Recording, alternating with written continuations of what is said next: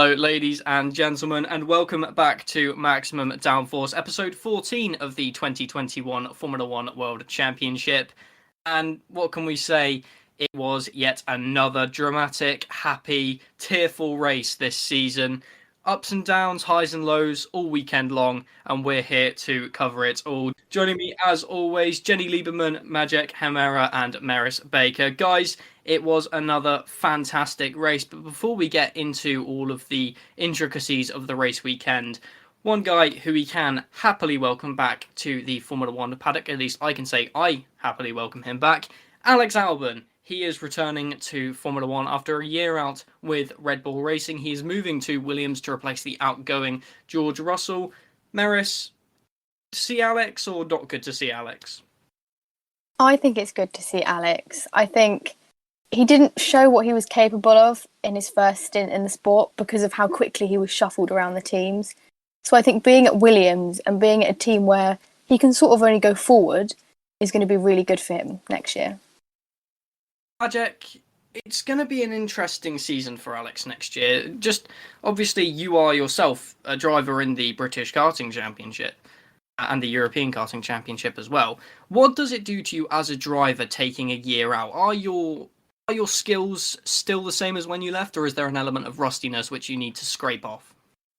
Well, I don't think it's going to be his skills. I think it's going to be adapting to the cars. I mean, he's taken a year out driving the DTM cars, as we saw, and he's got to readjust that single-seater mentality. It's a bit different going from those saloon cars to, again, these thoroughbred racers, which are the Formula One cars. I mean, we saw that when Brendan Hartley came in Toro Rosso. He just seemed to struggle to adapt from the sports cars to get back into single-seaters. I think Alex has the skill, but it's going to take him a few races to get the setups for the cars, to get all those driving techniques really that are so specific to single-seaters before he can really show us all of the talent he has. But I think Latifi might give him a run for his money in the first opening races for sure. And Jenny, talking from a marketing standpoint, which you have a lot of experience in, Alex Albon is a driver who, although he races with a Thai racing license, he was London-born. That's very good for a team like Williams, getting in a driver who was born in England. Oh yeah, absolutely. Both from a convenience standpoint from Alex's side, as well as just that synergy within the team, the British mentality. Ultimately, I mean, certain drivers can find that the difference in nationality and sort of... No, I think there should be a lot of synergy, and I think he'll find himself quite comfortable in that team. Him and George Russell, as you've already mentioned, two good friends, and I have no doubt that will help in terms of the trust that the team will have. I think everyone's heard a couple reports of Russell putting in a good word for his mate, and I'm sure that's only going to do him favours in terms of quickly settling into the team and them embracing him into the fold. Now, once again, before we get into the whole weekend, the format once again had another shake-up. We saw Sprint return for the second time this season, and there was a lot of things which were mirrored here to do with the first Sprint in Silverstone, most notably the fact that afterwards we saw the collision, which will become absolutely infamous, but we'll get to that later.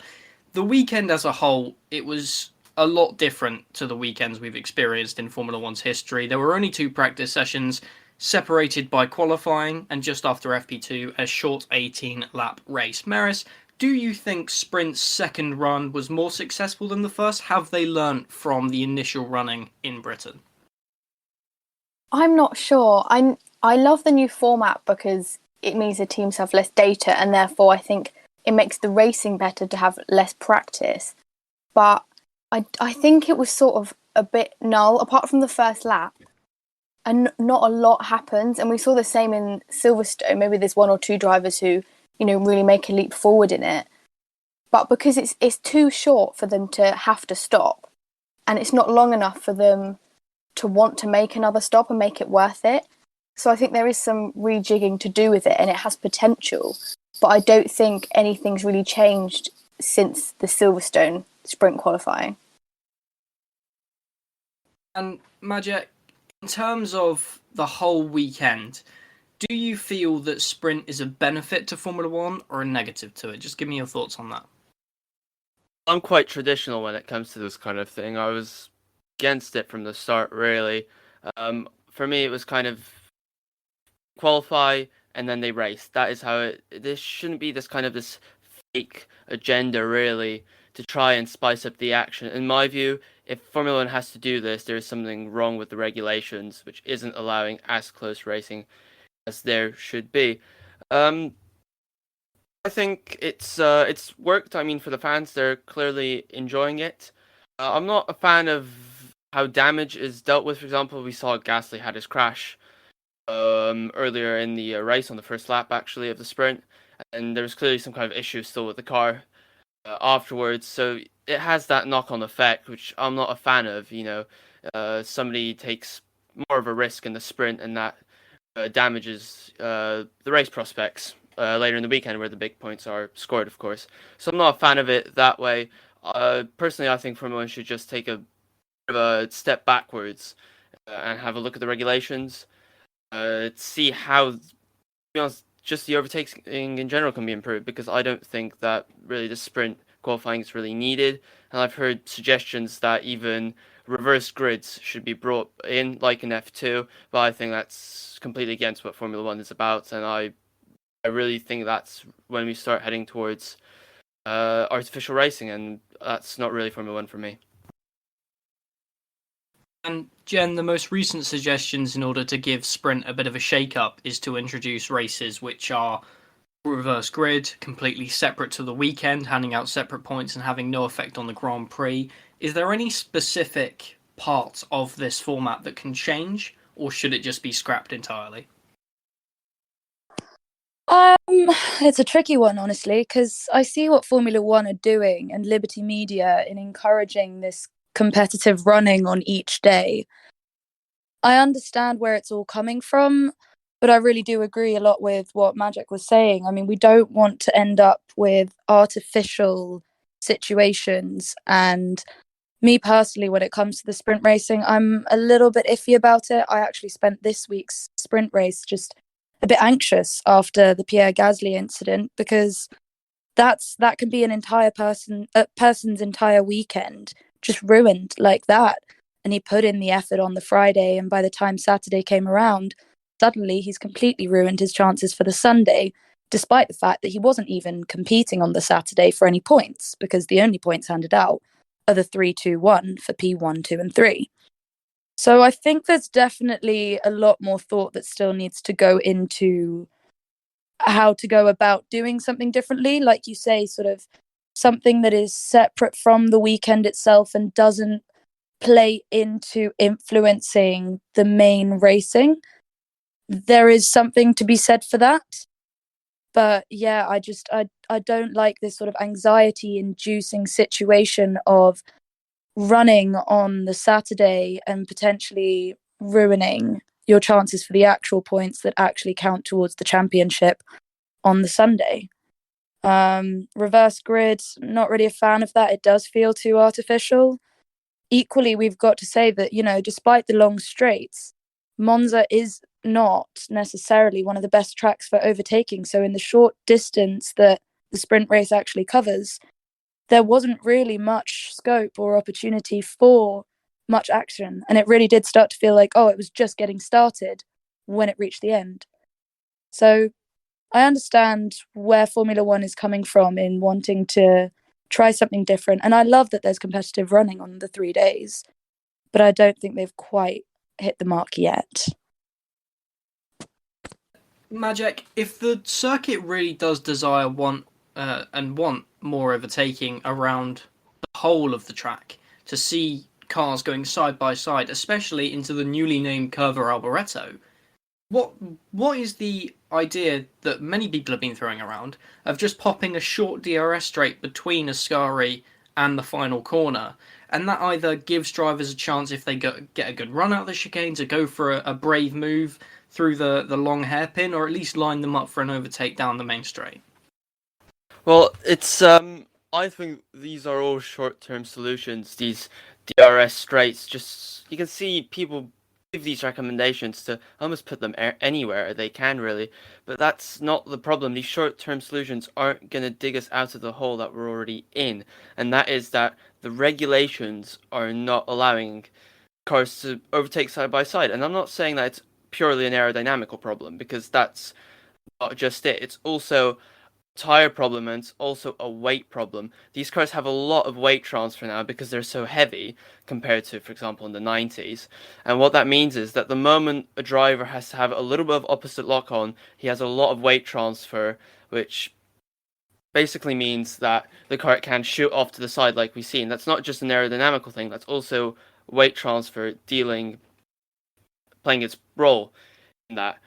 If you see, for example, going back to the aerodynamical thing, if you see drivers down the straight, particularly in the parabolica, you could see it, they would have to apex earlier to uncover a little bit more of clean air onto the front wing. Now, that touch line is, of course, slower, which means that they drop back from the driver in front, which means that they're further away and they're not as close to make the overtake, which is where the DRS comes in.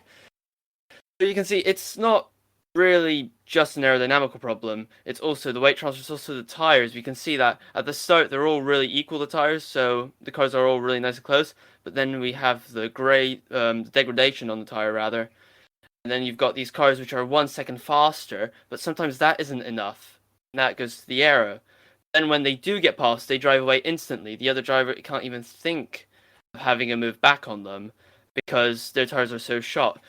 So you can see that it's just all these different factors come into play, and that affects the racing. Now, of course, the weight problem, that's safety is a lot to do with that. We can't really change that, but I think we could design the cars in a slightly smarter way. I think they could be a lot smaller than they currently are. The engines can definitely be downsized and packaged a little bit more efficiently, in my opinion, to make that better. And then you've also got the length of the cars, which they're so long, the driver can't nip by, get the cutback or whatever, because the car is so long, he has to wait for the entire thing to pass. So it's not a DRS kind of add-on to every single straight. All the circuits of the calendar isn't going to solve this. We need to properly look at the regulations and have a brand new car, not just little aero modifications to the front wing and the rear wing that are going to improve the racing, because that's just not going to be enough. And to move to the high point of the race weekend, we first need to address the low point for certain drivers. Looking back through Formula One's history, we've seen numerous points in time when two championship rivals came together and tensions, not only in the paddock but in the fan base, absolutely exploded. Senna and Prost in Japan in 1989 and 1990, Michael Schumacher and Damon Hill 1994, and most recently, other than yesterday, 2016, Lewis Hamilton and Nico Rosberg. Hamilton had another one of these incidents today where him and his championship rival Max Verstappen collided on the entrance into turn 2. I'm going to leave my opinion out of this for now. I will deliver this at the end. I want to hear your guys' opinions first, and I also want to hear the opinions of all of our listeners as well, but I will just address first all opinions given in these podcasts and all opinions given around the Formula One paddock are people's own opinions. That's all they are. Everyone has one. And if you feel the need to personally attack someone because of this person's opinion, then you shouldn't be watching the sport. That is just a fact. And I'm just going to say this now before we even start. So, Merisse, I'll come to you first. Then we'll go to Maciej. And then Jenny will finish off with you. Was an incident which will be remembered forever in Formula One. Max Verstappen jumping onto the top of Lewis Hamilton's car, both of them beached in the gravel trap. Who was at fault? That's what I want to know from you. Who was at fault in that incident? There were so many factors that went into this, and because I claim myself to be a Lewis Hamilton fan, I try so hard to look at it and not be biased, because obviously Max had done his pit stop and he was probably a little bit frustrated having an 11-second pit stop instead of their usual 2.5 seconds. So obviously I think he was probably really frustrated, and Lewis had just come out of the pits, don't know about cold tyres or anything. I think if it was any other pair of drivers, they would have backed off. I don't think it would have happened if it was Hamilton and Leclerc going side by side, or Verstappen and literally anyone else. I don't think it would have happened because of the tension and because of how badly they want to beat each other and how close they are in the championship. And I think we saw on lap 1 in turn 4 where Hamilton went alongside Verstappen and he had to concede because he thought, if I don't, we're going to hit each other. I think it's similarly to a few years ago where Hamilton and Vettel went side by side, and Vettel spun at that same chicane because nobody backed out. And I think Max Verstappen is an amazing driver, and sometimes he doesn't realise that he has to back out because he's always been so aggressive that the other driver has always conceded because they don't want to get in a crash. And because Max is so fast, he just goes for the moves and he thinks they're going to have to concede. And a lot of times this year we've seen Lewis concede, and Silverstone was one of the first examples where he didn't, and he said, right, I'm going to keep my foot in because I'm a racer and I'm not going to let Max get away with it. And I think this time it was a little bit like that, in my opinion, that Max was like, I need to go around the outside. Lewis did have the racing line. He did just come from the pit, so wasn't up to speed. And he squeezed him a little bit, but I think as soon as Max probably saw, I think Max has got to think as well that Lewis isn't going to concede either. It's not like he's battling for, minor places. They knew that that was going to be a podium, or whoever got past could go and get the McLarens. So I think they both should have backed out, but I think Lewis was like, I'm not going to back out. I can't do that. And he had the racing line, and I think he probably did squeeze Verstappen a bit because he had the line. And it's so difficult because there was room when Max initially went round the outside, and Lewis obviously squeezed him a tiny bit, and there's no room there, and he could have gone over the bumps, but it's such a split-second decision to do that. And even whether it went through Max's mind to give it up and go across, I don't know. But I think Lewis squeezing, Max Verstappen not giving anything up, that's what made them end up in the gravel. And it was a scary incident, which makes it a little bit worse. It wasn't like they both sort of got out, had a little look at each other, got a bit annoyed. Lewis was actually in a bit of danger, so I personally think it was more Max's fault because he could see Lewis coming out the pits. He could have easily backed off and got him on the straight or something. And I think Max said actually, even if I'd got past Lewis there, Lewis probably would have got me back on the straight. So I don't see both of them were too eager to get it done there and then when they had a lot of opportunity later. So in my opinion, I think the Max penalty is justified just because I also think the FIA may look at consequences, and the fact that Max's wheel was on top of Lewis's head probably wasn't great. And I know they should look at consequences of what happens. But my opinion is neither of them wanted to back out. It was very 50-50. And I think the stewards did make the right decision in what they did. Now, Maciej, you've had your fair share of racing experience, and you've also had you've been involved in a few incidents whilst karting, I'm sure. So, in your own opinion, as a driver, give me your thoughts. All this happens very quickly. We can all analyze this frame by frame, but you've got to remember these are split-second decisions that are being made out on track. And the fact of the matter was that Verstappen was blasting down the straight with tires up to temperature, and Lewis came out of the pits cold tires, but he was in front. And it happened. The inevitable happened, which was Verstappen could brake much later going into chicane, tried to get the run on the outside, but Hamilton was still in front, and the inevitable happened. They made contact. From my point of view, it was a racing accident, a clear-cut decision. Verstappen, that's just his driving style, being aggressive. And maybe he should learn that's not how you win championships. Every point counts, concede position, maybe get him back later or whatever. But then again, Hamilton wouldn't have known that if Verstappen was going to be aggressive and could have left the space, You never know what's going to happen in the race. Hamilton might have had the run going into the chicane. Probably would have been Verstappen. He had warmer tires. I highly doubt that Hamilton would have been able to make a move going into the chicane. I think Verstappen just wanted track position really badly and decided to risk the move to try and extend his championship lead. and the inevitable happened. They made contact. For me, it was a clear-cut racing decision. By the time they went into the chicane, I think it was too late for Verstappen to cut across the inside of the chicane. He was committed already. Hamilton was still coming across. Fair enough, he was in front. It was his line, but Verstappen was there. So, I think it's a racing incident. Both drivers had equal opportunity to back out of that move. But this is the Formula One World Championship. It has the most prestige. Both want to win it. Verstappen wants his first title. Hamilton wants his eighth, and make history. And these incidents will happen, and I'm sure there will be more incidents like this the season yet to come. So I think we should just, accept that these are two charging, charging men trying to take the sporting accolades for themselves, and just accept that's part of the game. We've had two of the different ways of thinking. Any chance you feel the third way? Oh, I don't know.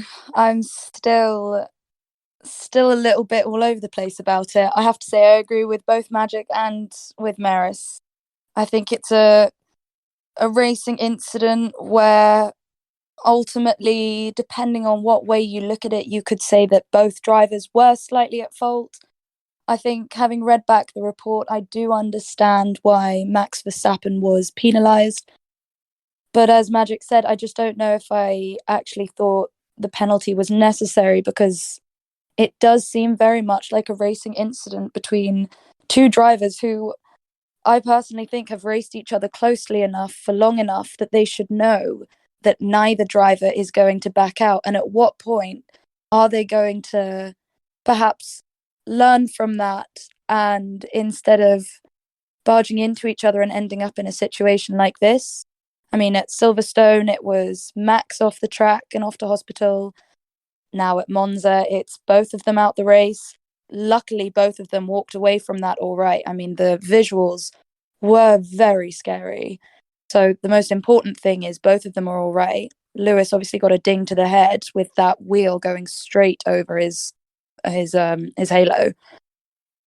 I think it's a difficult one. I mean, from the report, you can read for yourself that Max's car was not alongside. He was not alongside Lewis.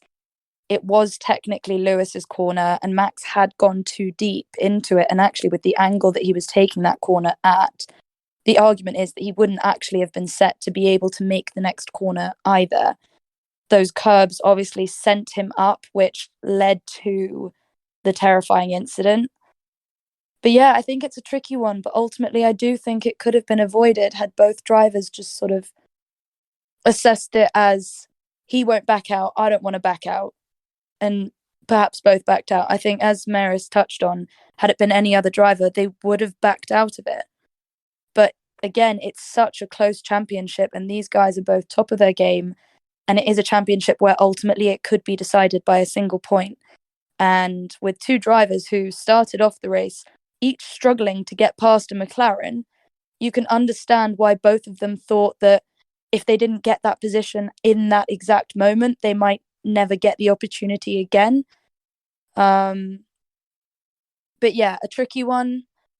It looked awful, and just glad they're both walking away from it. I would have called it a racing incident, but can appreciate why it's not. I hope that's not too, I'm not giving an opinion, but I don't really know how to conclude it. And every conversation I've had since, it's back and forth with everyone.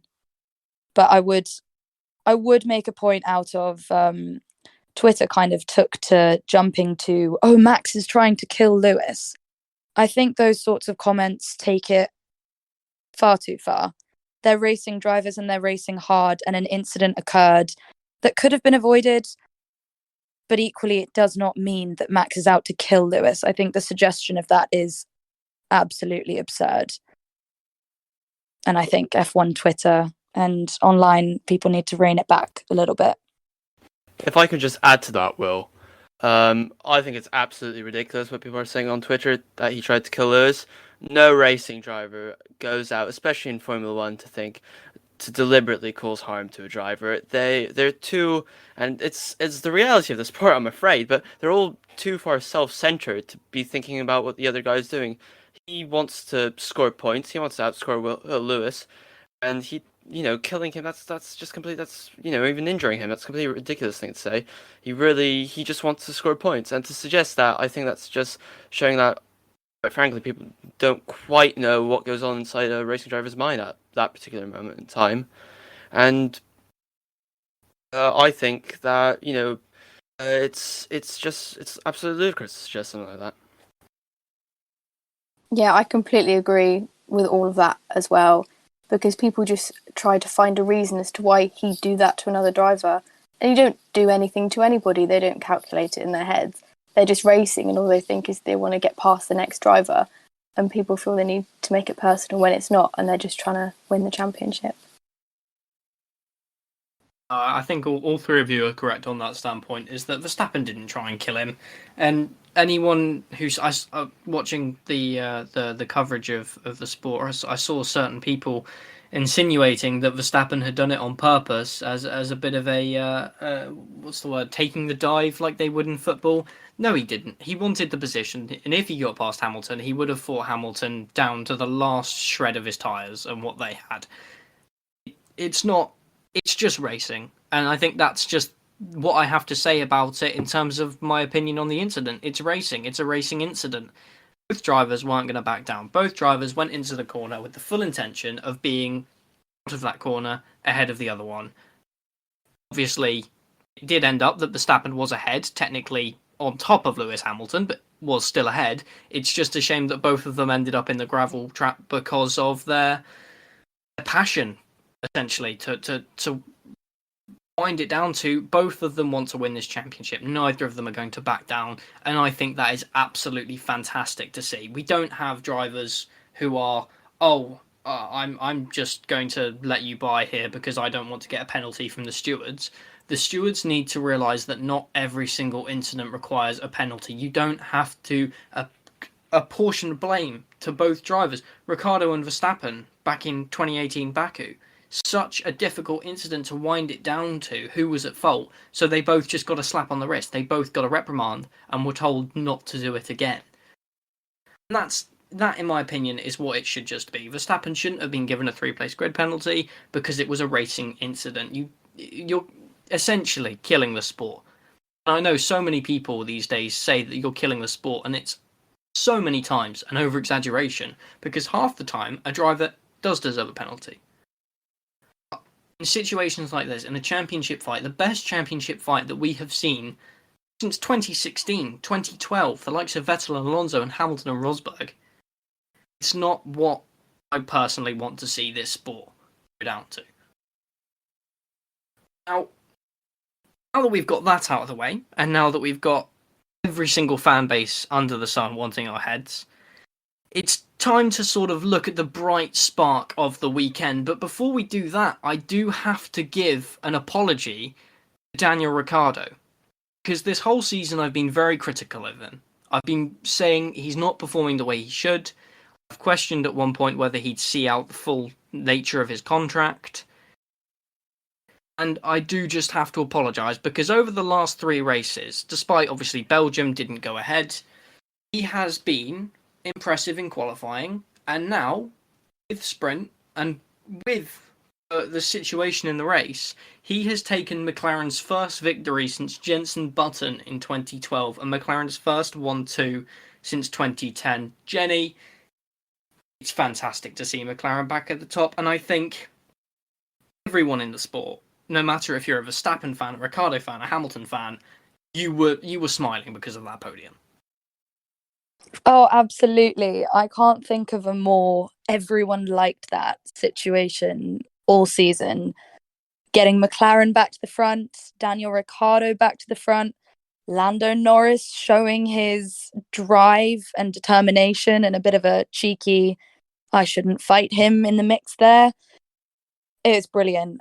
The first 1-2 for McLaren in 11 years. And I think I remember seeing it's like it's the second longest stint between wins for a long-time constructor in the history of the sport. We've been seeing for the last few years, Zach Brown being brought in, Andreas Seidel being brought in, and they're statement of intent to bring that car back to the front, and they did that today. And not only that, but it's the first 1-2 that we've seen all season. Red Bull haven't managed it, Mercedes haven't managed it, but McLaren just did. I thought it was an amazing drive from both of them. Watching them hold off Max Verstappen and Lewis Hamilton respectively for the first, 20, 30 laps. It was amazing. Really great defensive driving, really smart maneuvering, and a proper mature drive right down to the end. I don't doubt that there would have been a bit more chaos up at the front if Hamilton and Verstappen hadn't taken each other out, and if Bottas perhaps had managed to make his way past Perez. But this was great. I had a massive grin on my face. I'm still smiling now as we record this. And yeah, I think it's amazing for the team, amazing for each of the drivers. This will have done Daniel's confidence a world of good as well. And a confident Daniel Ricciardo is a fast Daniel Ricciardo. So I think this is a sign of him finally settling in with the team. We have made our comments over the season about whether or not he really still had it. But, he's showed us all now. He's still there. He never left. And I think it's the start of more great things to come from Daniel, Lando and McLaren. Maciej, what does it mean to a driver to win after such a long time? For not winning, Ricciardo, 2018 Monaco Grand Prix was his last win. What is that sense of relief after such a long time? Well, I think, to be completely honest, I don't think there was any relief at all to Ricciardo. There's clearly a driver who kept pushing like he did. I think he knew he could still win. He clearly didn't have any doubts in his own ability. You have to remember, when the media rip into you like they have done to Ricciardo for the past months, that can really get to a driver. It can really take his mind off the task. And the way he's kind of just kept pushing, I bet there were people in the team kind of looking at each other saying, have we bet on the wrong horse here, guys? But he took a break away when we left after Hungary. He's come back and he's just been stronger in qualifying, stronger in the races, closer to Norris. And it's paid off here in the Italian Grand Prix. So I don't think it's really in that Ricciardo has proved something or else. He's just shown that the talent is there and it always has been. It's just he needs to learn the car. And that's something I've been really impressed by Ricciardo this season, is that he just kept learning in every practice session. You could hear over the team radio in the FP1 and FP2 how he was constantly talking to his engineer about his braking, his this. I've never seen that from a driver before, and to have that kind of commitment is really something encouraging to see, and shows how strong of character he is. Because you've got to remember, as a driver, you start out in karts when you're 8, then you go through the classes, you go into the junior formula, you learn your own driving style, you learn about weight transfer, aero, where to position the car when you're following somebody, how much you can trail brake, what's comfortable for you. And to go to a car when you're not comfortable with all of that, when your driving style doesn't fit, and you've got to relearn years of experience, and you've got to adjust to your car to show that you're as quick as a teammate, that's really difficult, and it can really be can really sap the morale out of you to put all this hard work, especially when we saw, for example, in Spain, when he was up with Norris ahead of him and then he dropped down again. That could have really crushed Ricciardo, and he could have, given up and thought, oh well, that's my year over, and just thought about 2022. But he hasn't done that. He's pushed on, he's really worked, he hasn't given up, because that's what he could have done. He could have, for example, Vettel last year, you could kind of see that Seb was pretty much done with the year. He didn't see any point in beating Leclerc. The car was poor, the team wasn't really supporting him, and for him that was it over. But Daniel has shown that he's really put the work in and really just continued pushing, putting aside his ego completely, which is very rare for racing drivers to do. And he's shown us in this result that it wasn't a fluke, because he qualified very well. He had a very good sprint race, and now he beat Verstappen off the line, and he was leading. There was no drama at the start. He was leading because he got the start and he did it right. He beat Verstappen fair and square. There was no other crash or safety car tire strategy that played him. He was leading because he did the job better than the rest of the field. And Merisse, whilst Daniel Ricciardo has been getting so much of the spotlight, given he was the one to take McLaren to their first victory since 2012, Lando Norris did a really good job, not only as a driver, as a teammate and as a team player to McLaren. What does it mean for the team after so many years of having driver lineups such as Lewis Hamilton and Fernando Alonso, and a history with a long history, a team with a long history, of partnerships which have gone sour? Daniel Ricciardo and Lando Norris, Carlos Sainz and Lando Norris, they've really found a rhythm of getting driver lineups which get along and work well together. Yeah, I think, honestly, the key to McLaren's success has been having that driver lineup. Because since they've had harmony in that team between the drivers and the drivers willing the team on and doing everything they can, they have improved. And I think to have two drivers who do want to beat each other, a bit of, healthy competition is always good to push the team forwards. But to have two drivers who really want the best for the team and they want to keep winning and improving and everything, and to have them working together so well is so important for them. And, you heard Lando on the radio after, and he was cheering and he was really happy. Obviously, when he was in the car, he's thinking, oh, there's a race win here. But he doesn't let it affect him or, be upset at the team, because he knew Ricciardo beat him.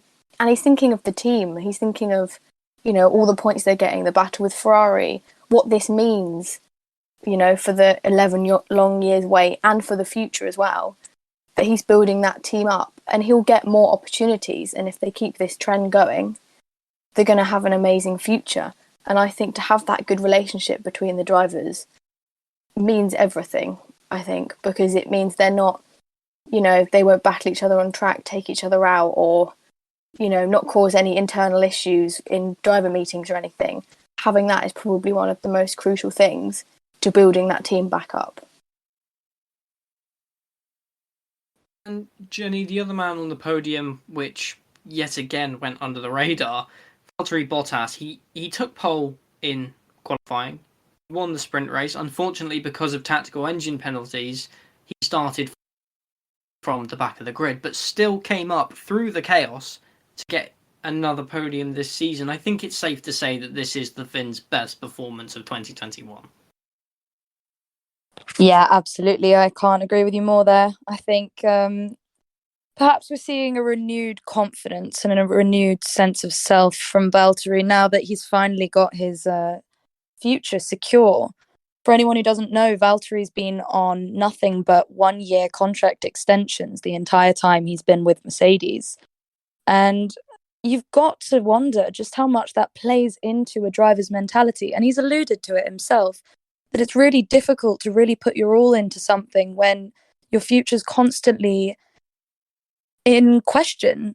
And he's even gone so far as to say it's like driving with a knife to your neck, which is a horrible image to think, but it must have been really tough. And we've seen Bottas, he's talented, he's a fast driver. I think people often forget that he is driving with one of the greatest of all time. Comparatively, he's still been a fast driver. He has still outqualified Lewis Hamilton in his time. So, I think his move to Alfa Romeo being set, being confirmed, being long-term and being a proper project where he can really build a team around him, we hope. I think that's really played into the confidence and the solid drive that we saw from him this weekend. He made his way up through the pack. I mean, while we saw at the front Max struggling to get past Daniel and Hamilton struggling to get past Norris, Bottas in the first 10-15 laps had already made up 5-6 positions and was solidly making his way through the field.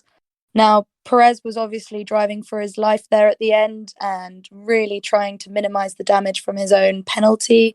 So he really fought him hard, and Bottas didn't manage to make it past him and got that podium, obviously, as a result of Perez's penalty. But I don't think we can fault Valtteri's drive. I think he did a solid job, And he actually said it himself afterwards. What more did Mercedes want? What more could I have done? Yeah, good weekend for him, and really great to see him showing again why he does still deserve to be on this grid. Jack, the Tifosi, although only half of them returned this year, it was good to see them back, and it was good to see the fans return, passionate and relentless fan base. It was a weekend. I can't really describe it. It was neither good nor bad. It was just a weekend for Ferrari. They scored some points, showed their red cars off to the fans, and just got on with it. Yeah, it seemed a bit strange to see Ferrari. I mean, we hear Matteo Binotto still saying, of course, how they're still trying to make the best of a bad situation due to them having to modify last year's car. But they really shouldn't be in that situation in the first place. Ferrari is one of the best financed teams on the grid, and to make mistakes like that it's just rather poor to see, really. When we think about McLaren, who are actually in a much worse financial situation than Ferrari in terms of making how much budget they can allocate into their car's development, I mean, there should be no way that McLaren are outperforming Ferrari in the way that they are. 2020 was a real low point, in my opinion, for the team. I mean, it's that I would put that right down there with one of the worst, if not the worst, campaign they've had, relatively compared to. I definitely put it below even 1992, for example. It was a shocking year for them last year, and of course they're trying to build on that. We've heard how they've had problems with tire degradation in France, but you could see that again, that they've just tried to put quick fixes in. I mean, Binotto said that they saw this problem in 2019, and you've got to ask yourself, if they knew the problem existed, why did they never bother to chase it up during the winter to check what can be improved, why it was happening? They kind of slid it under the carpet and hoped that the problem would disappear, and it clearly hasn't.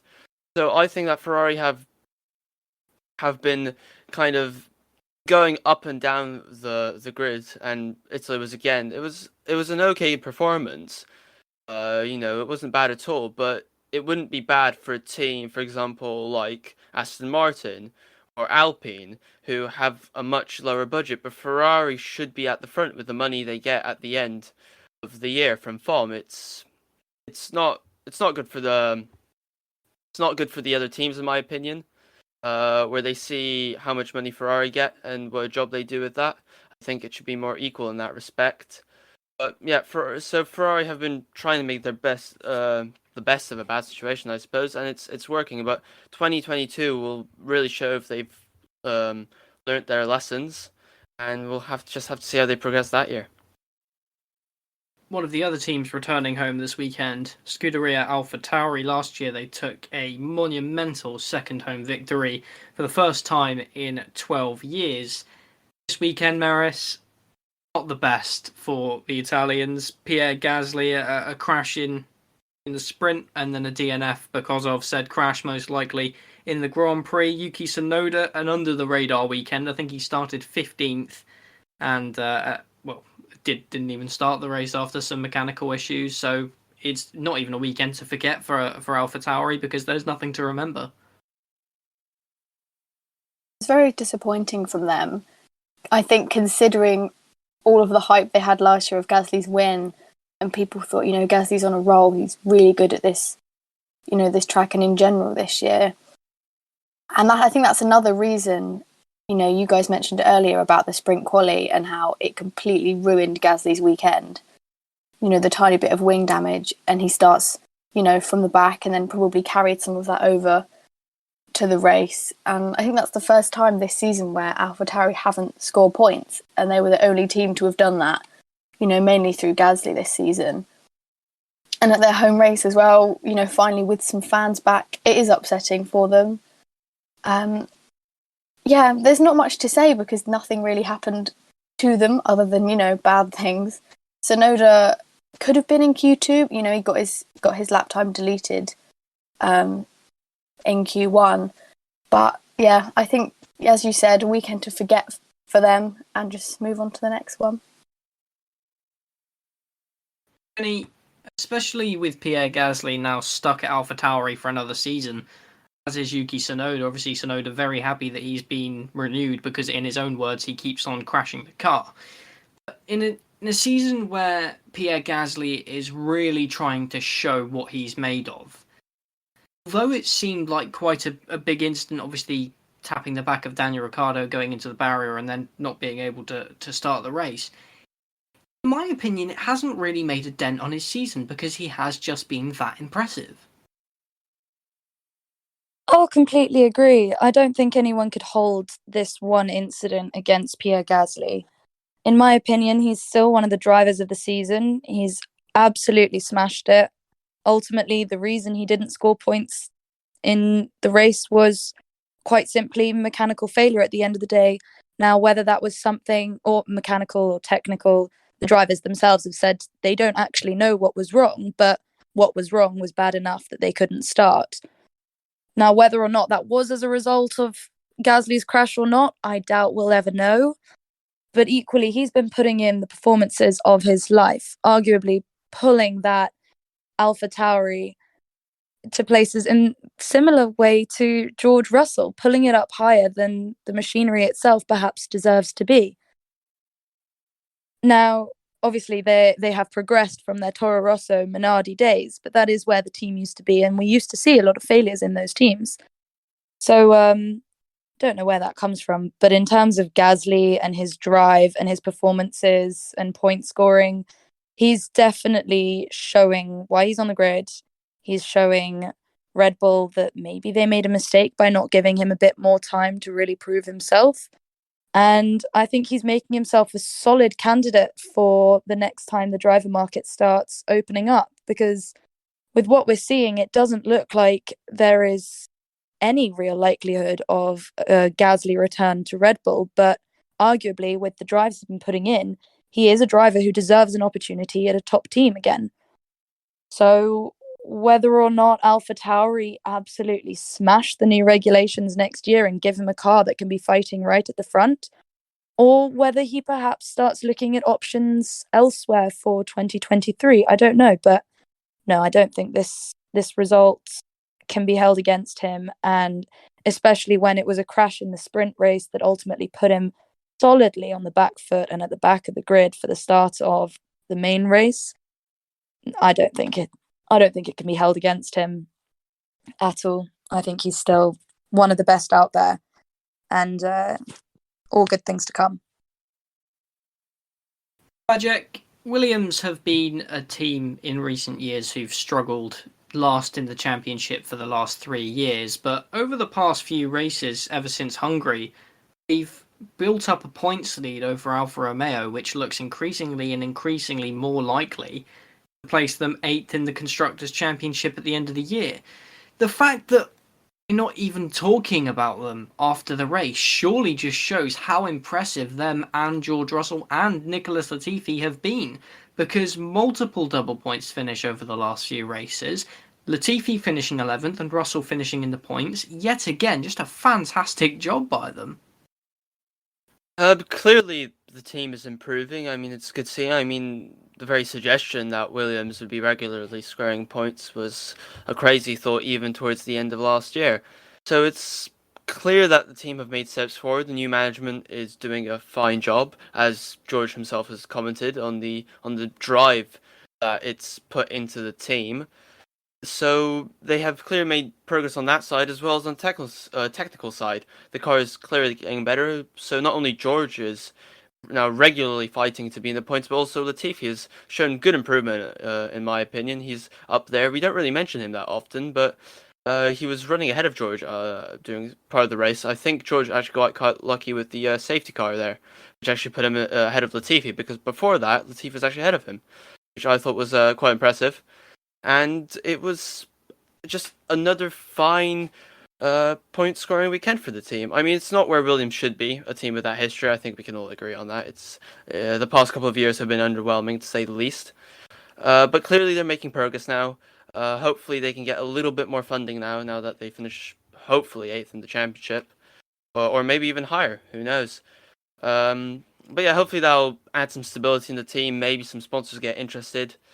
to help fund the team even further, and they should hopefully progress even higher up the grid. But in Formula One, nothing is certain. So it really is a matter of time to see if they build on the momentum for next year, or if they drop down to the bottom again. These are difficult cases here. It's a team that's rebuilding itself, trying to start anew. So it's just a question of time and the direction it takes. Now, bear in mind that this weekend was the Italian Grand Prix. I think the only Italian driver on the grid, Antonio Giovinazzi, would have been hoping that his weekend would have resulted in a bit more of a fruitful ending, to be honest with you. A very good qualifying, a very good sprint, saw him in the top 10 in both. But then, unfortunately, contact with Carlos Sainz placed him at the back of the grid and unable to recover to the points. Merisse, it does just look like time is running out for Antonio Giovinazzi. He looks like he's fighting for his seat, and despite the fact he's had two very, very impressive qualifying, the only matchup we've had is against Robert Kubica. Just give me your thoughts on Giovinazzi's future and how he's performing at the minute. Yeah, you can definitely tell something's been said, and he knows he has to improve a lot.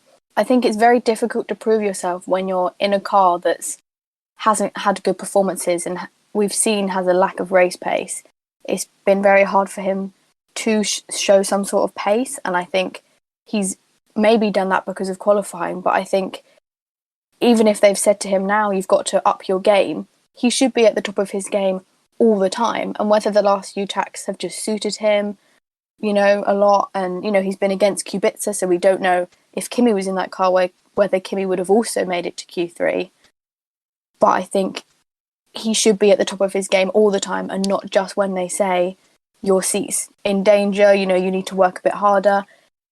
If he should be 100% committed, and I think that's why they would look elsewhere, because they want drivers who are going to push Alfa Romeo to go back up and, hopefully get podiums, score regular points, things like that. And I think right now Giovinazzi isn't showing that he's capable of doing that. And, it is the car, but we've seen Williams come so far with the likes of George and Latifi, who've pushed the team and have really, they're so determined to make that team great again and get those points. And Alfa Romeo could have done that, but I don't think they've had the right drivers to do so. So I think they're looking for a change in 2022. And I don't think Giovinazzi is doing enough right now because he's had years to prove himself. And I think they will look elsewhere to replace him because he hasn't had the best of race performances, which is where it counts. The other side of the garage normally would have been occupied by, as Merisse just said, Kimi Räikkönen, but unfortunately the Finn tested positive for COVID-19 during the Zandvoort weekend. Good to hear that he will be back in Russia as well, finishing off his final season in Formula One. Jenny, the man who replaced him, Robert Kubica, because Callum Ilott was in Portland racing an IndyCar, bit of a poor weekend at the end, retiring due to mechanical issues, but nonetheless back to Formula One. We'll save that for the IndyCar team. Now ahead of Mazepin in the standings after a really, really impressive finish. P14, I believe it was, at the end of the race he was classified, which obviously was the penultimate finisher. Nonetheless, he finished, and with Kubica's main aim of this race, just to get back in a Formula One car, have a bit of fun, it was a really impressive drive from a man who's only in his second race back in 2 years. Yeah, completely agree. I think it was a great drive from Robert Kubica, and I think it was all that Alfa Romeo could have asked of him.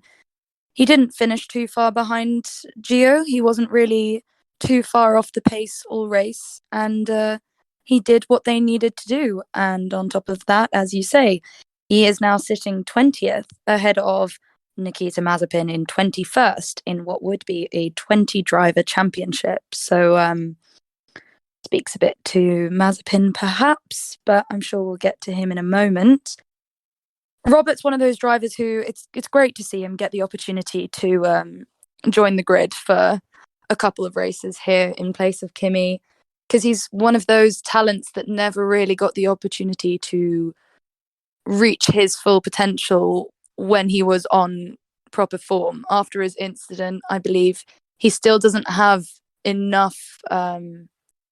He doesn't have enough control in one of his arms to properly develop as a Formula One driver. So I've seen a couple people suggesting, oh, why doesn't Kubica take Gio's spot for next year? Don't think necessarily they're going to go that far, but I'm sure with his connections with Orlen, he will likely stay on as test and reserve driver. And he showed this weekend why he makes for a good reserve driver. He got in the car and he did what was needed, stuck by Gio and put in a good stint. Great to see him back on the grid. If I can just add to that quickly, I mean, I thought it was a very good performance, personally, by Robert. I mean, you've got to remember that at the time he took away from Formula One, it wasn't 2 years or 3 years, it was almost 10 years that he was away from an F1 car, and since then, there were big technical changes, and the cars changed quite dramatically. And if you add to that the fact that after his accident, of course, he said that he just couldn't watch Formula One for a number of years, 4 years. He just couldn't stand not being there, and to have such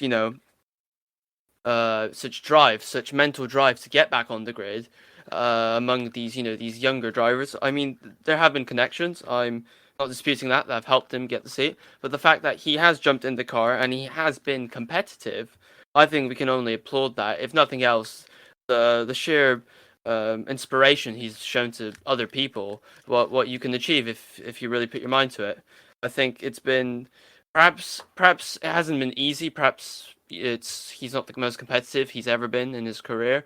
But as far as the recovery is concerned and medically what he's been able to achieve, I think it's just been incredibly impressive, and I think a real inspiration for many people.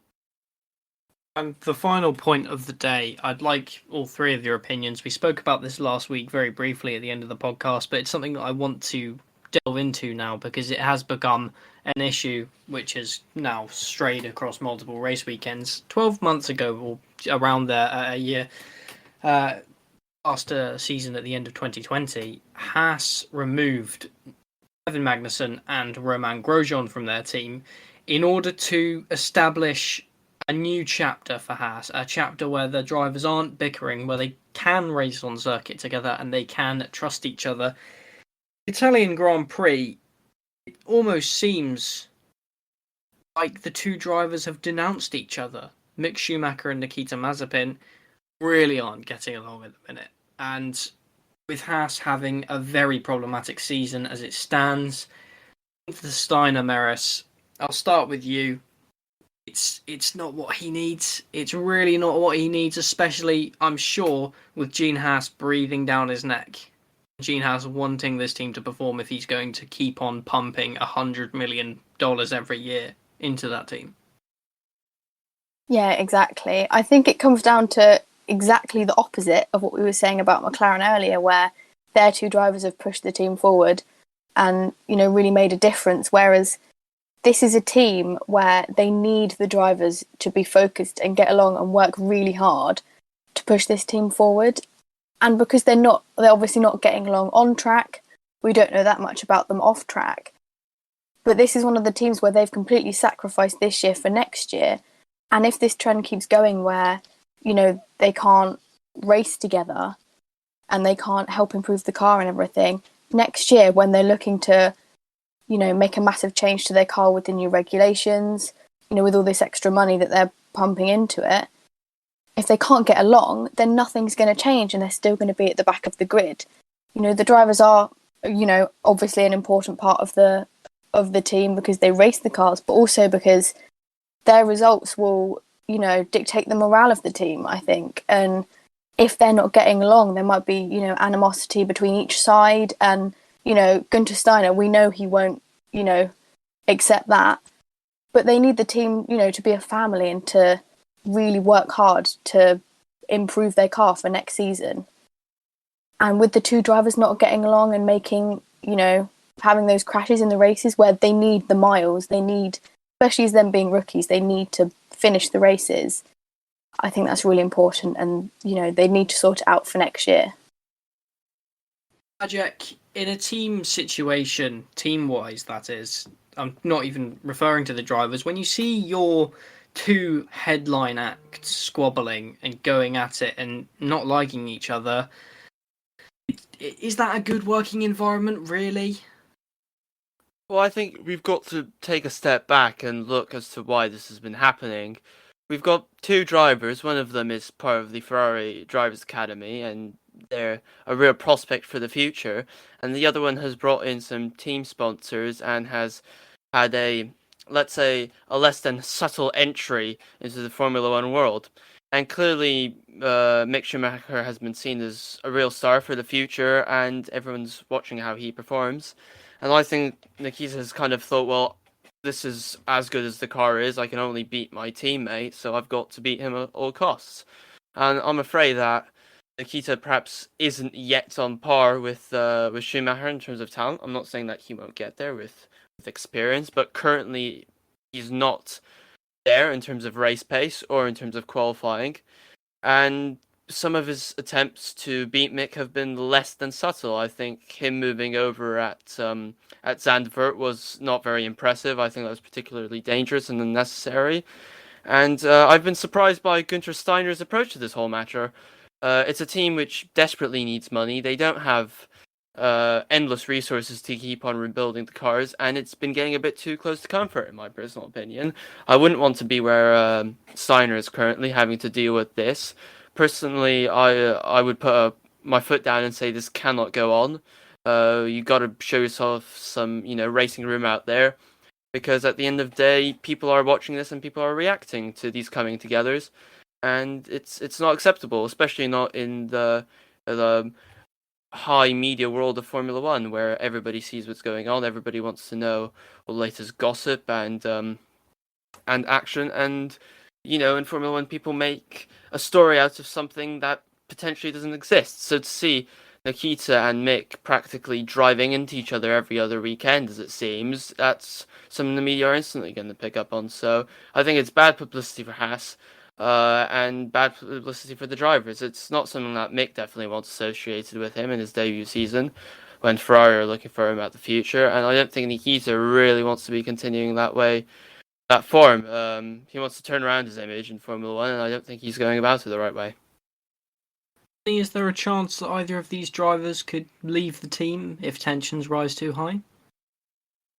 I doubt it, to be perfectly honest. Mick is a Schumacher. He is undeniably talented and has potential to live up to and build on. I think he absolutely belongs in the sport, and right now, bar perhaps a slightly more and more unlikely move now to Alfa Romeo, which personally I can't actually see happening for next year. I think he will be staying put at Haas. I think in terms of sponsorship right now, he is a bit of a saving grace for them, and they are a team, as has already been mentioned, who are in need of the influx of cash. And in talking about cash then, that's exactly why we won't necessarily see Nikita Mazepin going anywhere, because we all know that it is his dad who owns Uralkali. I feel like I say that differently every time, but Uralkali, it's Mr. Mazepin who ultimately holds the purse strings there. And if he wants his son to hold that seat, he will continue to hold that seat. But ultimately, as everyone's been saying, they need to stop the squabbling on track. It's not good for the team, and it's not good for themselves. Each of them need as much mileage as they can get in these cars. With the limited testing that's available these days versus 10 years ago, this is a season where Haas have ultimately come out and said, we're not developing the car, but the rookie drivers can get their experience. If they're out on track hitting each other and spinning and DNFing right at the end, they're not getting that mileage. So yeah, there's definitely I'm sure words being had once again at Haas in terms of behaviour on track. But I hope that we'll see slightly more mature drives going on from here. Luckily, we've seen Mazepin this time come out and openly apologise to Mick Schumacher for the incident this weekend. Let's just hope that the need isn't there for that sort of conversation again in the future.